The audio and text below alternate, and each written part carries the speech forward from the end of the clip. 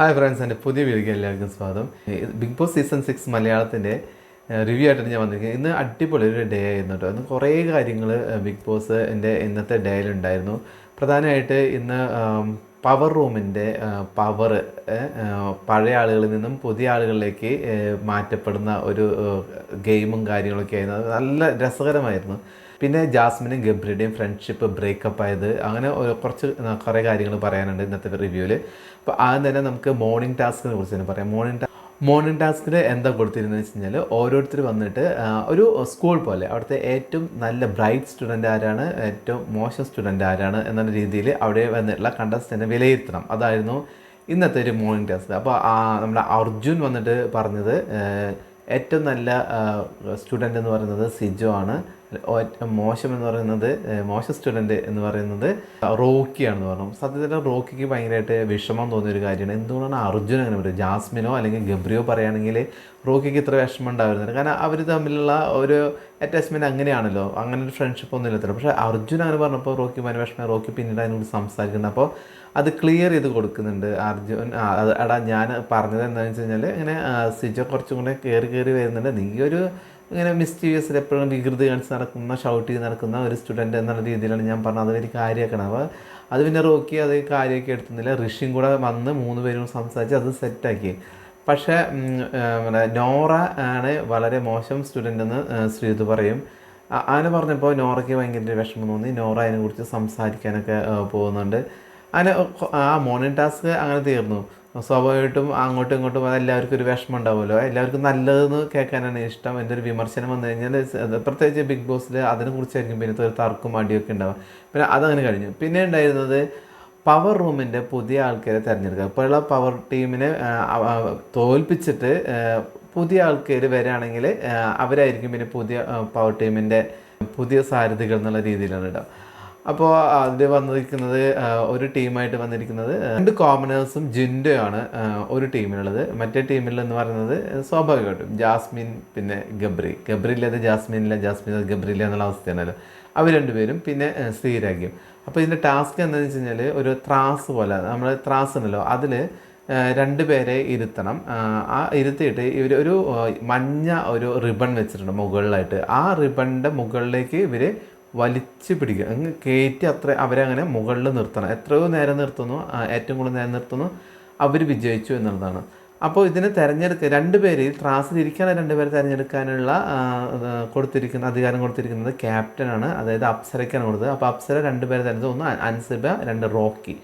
ഈ 2 പേരെ തിരഞ്ഞെടുത്തത്. റോക്കിയുടെ ഉയർത്തേണ്ട ഇത് വന്നിട്ടുള്ളത് നമ്മുടെ ജിൻഡോയ്ക്കും അതുപോലെ 2 കോമനേഴ്സാണ്, നിഷാന, റുസ്മിൻ. അവർക്ക് 2 പേർക്കാണ് വന്നിട്ടുള്ളത്. അൻസിബേനെ ഉയർത്താനുള്ളത് ഗബ്രിക്കും ജാസ്മിനും അതുപോലെ ശ്രീരയ്ക്കും. അങ്ങനെ കളി സ്റ്റാർട്ട് ചെയ്തു. അവർ 2 പേരും വലിച്ചു. അതിൻ്റെ റൂൾസും കാര്യങ്ങളൊക്കെ ബിഗ് ബോസ് പറഞ്ഞു കൊടുത്തിട്ടുണ്ട് കേട്ടോ. താഴെ ഇറക്കുമ്പോൾ പതുക്കെ ഇറക്കണം, അങ്ങനെ മോളിൽ നിന്നുള്ളതാണല്ലോ, പെട്ടെന്ന് താഴെ ഇടാൻ പാടില്ല. അങ്ങനെ കൈ കഴക്കുകയാണെങ്കിൽ പതുക്കെ ഇറക്കാനൊക്കെ പറഞ്ഞിട്ടുണ്ട്. അങ്ങനെ കുറേ നേരം പിടിച്ചു നിന്നു. കുറേ കഴിഞ്ഞപ്പോൾ ശ്രീരേഖയാണ് ഫ്രണ്ടിൽ നിൽക്കുന്നത്, പുറകിൽ ഗബ്രിയും അതുപോലെ ജാസ്മിനും.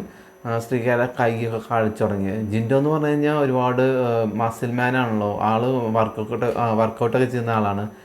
പിന്നെ ഫിസിക്കൽ ട്രെയിനറാണ് മറ്റേ കുട്ടി, കോമണർ. പിന്നെ നിഷാനും അങ്ങനെ റിസ്മിൻ പുറകെ നിന്നു, ജിൻഡോ ഫ്രണ്ടിൽ നിന്നു നല്ലോണം വലിച്ചു. റോക്കിയെ നല്ല റോക്കറ്റ് പോലെ തന്നെ മുകളിൽ നിർത്തിയിട്ടുണ്ടായിരുന്നു. അങ്ങനെ ആ ഒരു ഗെയിമിൽ ജിൻഡോയും പിന്നെ ഈ 2 കോമനേഴ്സും ജയിച്ചു. അങ്ങനെ അവരാണ് പുതിയ പവർ ടീമായിട്ട് തിരഞ്ഞെടുത്തത്. എനിക്ക് തോന്നുന്നു അത് വളരെ നന്നായി പോയി. എല്ലാവരും മണ്ടൻ എന്ന് പറഞ്ഞിട്ട് എത്രയോ 17 പേര് മണ്ടൻ എന്ന് പറഞ്ഞിട്ട് ഒരൊറ്റ ആളെ തിരഞ്ഞെടുത്ത ജിൻഡോ. ആ ജിൻഡോ ആണ് ഇന്ന് പവർ റൂമിൽ എത്തിയിരിക്കുന്നത്. അതെനിക്ക് ഭയങ്കര സന്തോഷമുണ്ട്. പിന്നെ അടുത്ത കാര്യം നിഷാനെ പവർ റൂമിൽ നിന്ന് ഗബ്രി കളിച്ച് അതിനെ എല്ലാവരെയും ബ്രെയിൻ വാഷ് ചെയ്തിട്ട് ജാസ്മിനെ ഇതിനകത്ത് കയറ്റിയത്. നിഷാനെ ഒഴിവാക്കിയിട്ട് ജാസ്മിനെ കയറ്റി. ഇപ്പോൾ ആ നിഷാനെയാണ് പവർ റൂമിലേക്ക് തിരികെ എത്തിയിരിക്കുന്നത്. അത് ശരിക്കും പറയുന്നൊരു ചലഞ്ച് തന്നെ ആയിട്ടാണ് എനിക്ക് തോന്നിയത്.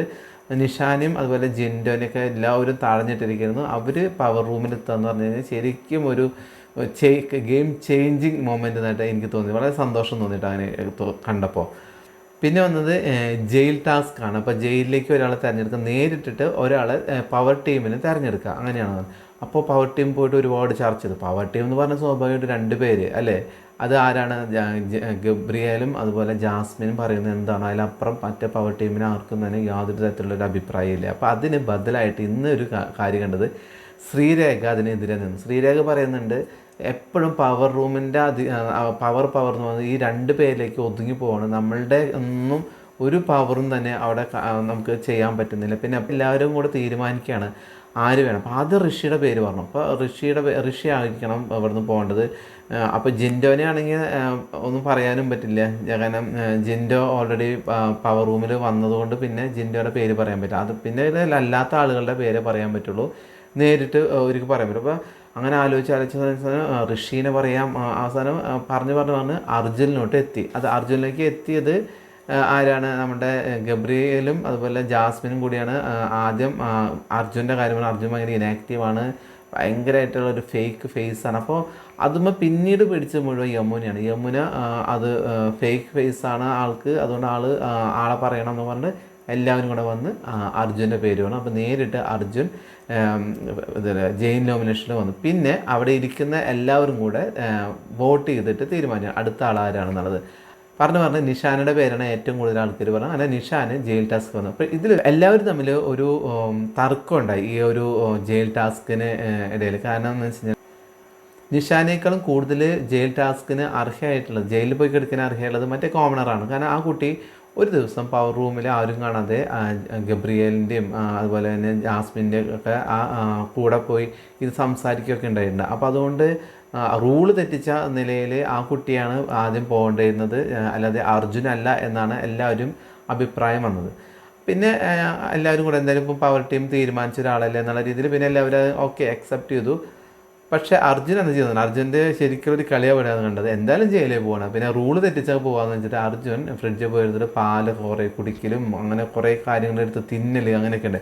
അപ്പോൾ അത് ഗബ്രിക്ക് പിടിച്ചത്. ഗബ്രി പറഞ്ഞു ഇത് വളരെ മോശമാണ്, ഇത് റൂള് തെറ്റിച്ചിരിക്കണം, അതുകൊണ്ട് അർജുന് ഒരു ശിക്ഷ കൊടുക്കണം. അപ്പോൾ നമ്മുടെ ജാൻമണി ഉണ്ട്. ജാൻമണി ആദ്യം അതിനെ എതിർക്കുന്നുണ്ട്. അയ്യോ അത് പറ്റില്ല, അവൻ എന്തായാലും ജയിലിൽ പോയി എടുക്കില്ല, അതിന് മുമ്പ് കുറച്ച് പാലെടുത്ത് കുടിച്ചാൽ എന്താണ് പ്രശ്നം, അതൊന്നും കുഴപ്പമില്ലെന്നാണ്. പിന്നെ ഇത് ശ്രീരേഖ അറിഞ്ഞു. ശ്രീരേഖ പറയുന്നുണ്ട് ഇതിൻ്റെ ആവശ്യം ഉണ്ടായിരുന്നില്ല. കാരണം എന്താണെന്ന് വെച്ച് കഴിഞ്ഞാൽ ഇതിനു മുമ്പ് പവർ ഹൗസിലുള്ള കുറേ ആൾക്കാർ റൂൾസ് ധരിച്ചിട്ടുണ്ട്, കീ ശരിക്കും നോക്കാൻ പറ്റിയിട്ടില്ല. അതുപോലെ പല ആൾക്കാരും പവർ റൂമിലേക്ക് കടന്നു വന്ന് അവർ സമ്മതമില്ലാണ്ട് പല കാര്യങ്ങൾ അവർ എവിടെ വെച്ചിട്ടുള്ള എംബ്ലം അവരെടുത്ത് എറിഞ്ഞ് കളഞ്ഞിട്ടുണ്ട്. അങ്ങനെ ഒരുപാട് പാളിച്ചകൾ പവർ റൂമിലുള്ള ആൾക്കാർക്ക് പറ്റിയിട്ടുണ്ട്. പിന്നെ എന്തിനാണ് ഈ പവർ റൂമിലുള്ള ആൾക്കാർ അർജുന് ഇപ്പോൾ ഒരു ശിക്ഷ കൊടുക്കേണ്ട ആവശ്യം ഉണ്ടായിരുന്നില്ല എന്നുള്ളത് ശ്രീരേഖ പറഞ്ഞു. ശ്രീരേഖ സംസാരിക്കാനായിട്ട് ഗബ്രിയേലിൻ്റെ അടുത്ത് വന്നു. ഗബ്രിയേൽ ഭയങ്കരമായിട്ട് അത് ശരിയല്ല, അത് റൂൾസിനെതിരാണ് അർജുൻ ചെയ്തത്, അർജുൻ അത് മനഃപൂർവ്വം ഞാൻ റൂൾ തെറ്റിക്കുകയാണെന്നുള്ള രീതിയിൽ വന്നിട്ടാണ് ചെയ്തത്, അപ്പോൾ എന്തായാലും അദ്ദേഹത്തിന് ശിക്ഷ കൊടുക്കണം എന്നൊക്കെ പറഞ്ഞു. അപ്പോൾ നമ്മളുടെ യമുന റാണി തന്നെ പറഞ്ഞത് അർജുൻ്റെ മുഖംമൂടിയാണ് ഇവിടെ വലിച്ചു കയറിയത്, വളരെ പാവം എന്നുള്ള രീതിയിൽ മാന്യം എന്നുള്ള രീതിയിൽ നടന്നിട്ട് ഇപ്പോൾ കണ്ടില്ലേ ജയിൽ ടാസ്ക്, ആ ജയിലിനുള്ളിലോട്ട് പോകുമ്പോൾ അവൻ്റെ യഥാർത്ഥ മുഖമാണ് കാണിച്ചു തന്നത് എന്നൊക്കെ പറഞ്ഞിട്ട് യമുന. എനിക്ക് വളരെ ഹാപ്പിയാണ് അർജുൻ ജയിലിൽ പോണത്, എനിക്ക് ഒരാളുടെ മുഖംമൂടി വലിച്ചു കീറാൻ പറ്റി, അങ്ങനെ വലിയ വലിയ ഡയലോഗൊക്കെ പറഞ്ഞിട്ടാണ് യമുന റാണി നടക്കുന്നത്. അത് കഴിഞ്ഞിട്ട് പിന്നീട് ഒരു ടാസ്കും കൂടെ വന്നു. അതാണ് സ്വന്തമായിട്ട് എല്ലാവരും പരിചയപ്പെടുത്തുക എന്നുള്ള ഒരു ടാസ്ക് ഉണ്ടല്ലോ, അവരെന്താണ് എങ്ങനെയാണ് അവരുടെ ജീവിത സാഹചര്യങ്ങൾ എന്താണെന്നുണ്ട്. അപ്പോൾ 2 പേരാണ് കഥ പറയേണ്ടത്. ഒന്ന് ജാസ്മിൻ ജാഫറിൻ്റെ കുറേ ചെറുപ്പത്തിലുണ്ടായ കുറേ കാര്യങ്ങൾ പറഞ്ഞു. ആള് പഠിച്ചിരിക്കുന്നത് കേന്ദ്ര വിദ്യാഭവനിൽ പഠിച്ചു, വളരെ നല്ലൊരു ഇതിൽ പോകുമായിരുന്നു. അച്ഛൻ മീൻ കച്ചവടമായിരുന്നു, എന്നാലും വളരെ നല്ല രീതിയിൽ പോകുന്ന സമയത്ത് പിന്നെ അച്ഛൻ ചീട്ടുകളിയുടെ ഒരു കാര്യം ഉണ്ടായിരുന്നു, ഒരു ദുസ്വഭാവം ഉണ്ടായിരുന്നു. പിന്നെ അദ്ദേഹത്തിൻ്റെ കാശെല്ലാം പോയി, വളരെ ബുദ്ധിമുട്ടി. പിന്നീട് ജാസ്മിനാണ് അവരെ ഉയർത്തിക്കൊണ്ടുവന്നത്. പിന്നെ ജാസ്മിൻ എന്ത് ചെയ്യുന്ന അറിയാതെ സോഷ്യൽ മീഡിയയിലോട്ട് വന്നു. അങ്ങനെ ഒരുപാട് ഫോളോവേഴ്സ് ഉണ്ട്, അത് കാശ് ഒരുപാട് സമ്പാദിച്ചു, അതുപോലെ കടം വീട്ടി. ഇതിനിടയ്ക്ക് പയ്യനായിട്ട് പ്രണയം ഉണ്ടായിരുന്നു, അയാളായിട്ട് കല്യാണം നിശ്ചയിച്ചു. പിന്നീട് അത് സോഷ്യൽ മീഡിയയിൽ വരാൻ പാടില്ല എന്ന് ആ ചെറുക്കൻ്റെ വീട്ടുകാർ പറഞ്ഞതോടുകൂടി തന്നെ ഈ ഒരു എൻഗേജ്മെൻറ്റ് അവിടെ ബ്രേക്കപ്പായി. പിന്നെ വിവാഹത്തിലോട്ട് വന്നില്ല. അതിനുശേഷം വിവാഹത്തിൻ്റെ എനിക്ക് തോന്നുന്നു ഡിസംബർ 25 മറ്റോ 2022 മറ്റോ കല്യാണം നിശ്ചയിച്ചിട്ടുണ്ട്. പക്ഷേ അതിന് 2 ദിവസം മുമ്പ് തന്നെ അച്ഛന് അറ്റാക്ക് വന്ന് ബ്ലോക്കായിരുന്നു. പിന്നെ അവിടെ കുറേ കഷ്ടപ്പാട്, ഹോസ്പിറ്റലിൽ പോയ കഷ്ടപ്പാട്, ബന്ധുക്കളിൽ നിന്നുള്ള പെരുമാറ്റ രീതികൾ, അതൊക്കെ പറഞ്ഞ് ജാസ്മിൻ ഭയങ്കര ഇമോഷണലായി അങ്ങനെ ഇരുന്നു. അത് കഴിഞ്ഞിട്ടാണ് അർജുൻ വരും. അർജുൻ്റെ സ്റ്റോറി എന്ന് പറഞ്ഞു കഴിഞ്ഞാൽ ഒരു ഗംഭീര സ്റ്റോറിയാണ്, എല്ലാവർക്കും ഇമോഷണലാക്കി കളഞ്ഞ ഒരു സ്റ്റോറിയാണ്. കാരണം ഈ കാണുന്ന അർജുനൊന്നുമല്ല യഥാർത്ഥ അർജുൻ എന്ന് പറയുന്നത്. അദ്ദേഹത്തിന് ഒരു അസുഖമുണ്ട്, അത് ഒരു ജപ്പാനീസ് അസുഖമാണ്. അത് എങ്ങനെ വെച്ച് കഴിഞ്ഞാൽ മസിൽസൊക്കെ ഇങ്ങനെ ആയിട്ട് വളരെ ശോഷിച്ച് പോകുന്നത്. അപ്പോൾ അദ്ദേഹം പറഞ്ഞാൽ അതിന് റൈറ്റ് സൈഡാണ് തോന്നുന്നത്, പറഞ്ഞാൽ റൈറ്റ് സൈഡ് ഇങ്ങനെ ശോഷിച്ച് പോയിക്കൊണ്ടിരിക്കുകയാണ്. അദ്ദേഹത്തിന് ഒരുപാട് ബുദ്ധിമുട്ടുകൾ അതുകൊണ്ടുണ്ട്. എന്നാലും അദ്ദേഹം അതൊക്കെ പടവെട്ടി ധൈര്യം സംഭരിച്ച് അദ്ദേഹം മിസ്റ്റർ കേരള മത്സരത്തിൽ പങ്കെടുത്തു, മോഡലിംഗ് കോമ്പറ്റീഷൻ ഒരുപാട് പങ്കെടുത്തു, അതിലൊക്കെ സക്സസ് ആയി എന്നാണ് അദ്ദേഹം പറഞ്ഞത് അല്ലേ. ശരിക്കും ഇൻസ്പയറിംഗ് ആയിട്ടുള്ളൊരു സ്റ്റോറി തന്നെയാണ്. ഇപ്പോഴും അദ്ദേഹം ആ ഒരു രോഗം കൊണ്ട് നടക്കുകയാണ്, പക്ഷേ ആരോടും അങ്ങനെ പറയാറില്ല. ഇപ്പോൾ ആദ്യമായിട്ടാണ് അദ്ദേഹം എല്ലാവരോടും അറിയുന്ന രീതിയിൽ ബിഗ് ബോസിൽ വന്ന് പറഞ്ഞത്.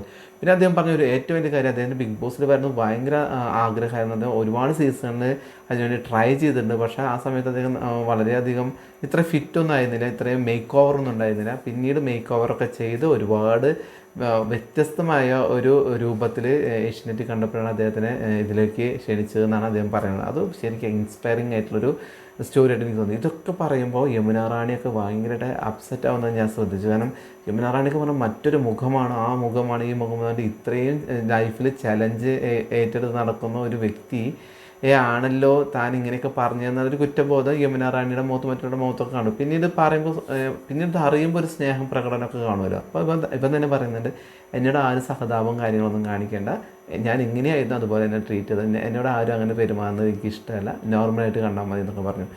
അങ്ങനെയാണ് ഈ ഒരു എപ്പിസോഡ്. പിന്നെ ഒരു കാര്യം എന്താണെന്ന് വെച്ച് കഴിഞ്ഞാൽ ജാസ്മിനും ഗബ്രിയേലും തമ്മിൽ അടിച്ചു പിരിഞ്ഞ് അച്ഛൻ്റെ ഒരു ഫോൺ കോൾ വന്നിരുന്നല്ലോ ഇന്നലെ മറ്റോ. അതിന് ശേഷം കുറേ ഡ്രാമ എന്ന് തന്നെ എനിക്ക് പറയാൻ പറ്റുള്ളൂ. അതിലൊന്നും ഒരു തരത്തിൽ, കാരണം ഫേക്ക് എന്ന് പറയാൻ കാരണം വെച്ച് കഴിഞ്ഞാൽ നമ്മളുടെ ഒരു അച്ഛന് വയ്യ എന്ന് പറയുന്നത് നമ്മളുടെ എപ്പോഴും നമ്മളെ സംസാരത്തിലോ ഒക്കെ നമ്മൾ അച്ഛൻ്റെ അസുഖത്തെക്കുറിച്ചും എന്തായിരിക്കുന്നതായിരിക്കും പറയും. ഇവിടെ പറയുന്നത് മുഴുവൻ ഗബ്രിയുമായി കൈപിടിച്ചിരിക്കുന്നതും ആ ഫ്രണ്ട്ഷിപ്പിനെ കുറിച്ചും അതിൻ്റെ ന്യായീകരണങ്ങളൊക്കെയാണ് ജാസ്മിൻ പറഞ്ഞുകൊണ്ടിരിക്കുന്നത്.